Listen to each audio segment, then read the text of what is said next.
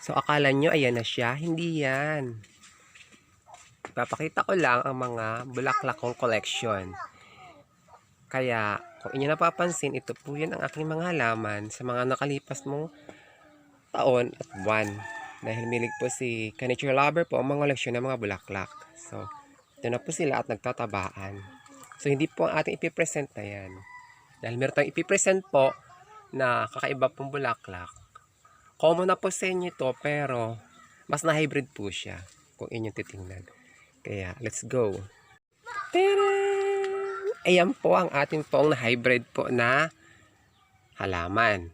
Siya po ay, hindi po siya ordinaryong halaman. Siya po ay kabibighani kung inyong pagmasdan sapagkat ito po ay herbal. Siguro alam nyo po ito kung anong halaman po ito. Ito po ay oregano. Yes, tama kayo. Dahil ang oregano na to ay variegated. Kung napapansin nyo po, meron po siyang variegated po na white and green. At kung napapansin nyo po, meron po siyang kahoy. Tinalian po natin kasi lumalaki na po siya. At gusto na po siyang gumapang. Kasi tumutubo na po yung mga ugat-ugat dito. So, hindi pa po oras niya na i-cut siya. Dahil sa susunod po ituturo ko po sa inyo. Mga ka-nature lover at aking mga plantito-plantita, kaya po nalalanta po itong ating, ayan po, may mga area po na sunog dahil sa sobra pong init. Natatamaan po siya, ayan. So, ang gagawin po natin, para hindi po siya masunog ang dahon, ay ilagay po natin siya sa mga shaded area o kaya makulimlim. Ayan po ang kanyang mga dahon na nagka-crumpled po siya dahil parang nagde-develop pa lang po yung kanyang dahon. So, kung inyo napapansin nyo po, mula po yan sa tops niya, meron na po siyang variegation. So, ito po ay maganda pong herbal. Gamot po ito sa ubo. At pag tayo po ay masakit ang ulo, pwede po natin siyang singhutin ang oregano na po ito. Dahil kahit po siya ay ganito po ang itsura, ay malakas po ito ang kapangyarihan para magpagaling po ng pasyente. So, hindi lang po siya halaman, herbal pa po siya, di ba? Double purpose po yan kung inyo napapansin. Napakaganda pong uri po ng oregano. Kaya, huwag nyo akong kalimutang i-like, i-share, and subscribe all para lagi kayong update sa bago kong video, di ba? O, napakaganda, o. Kung inyong pagmasdan, napaka-cute niya. O.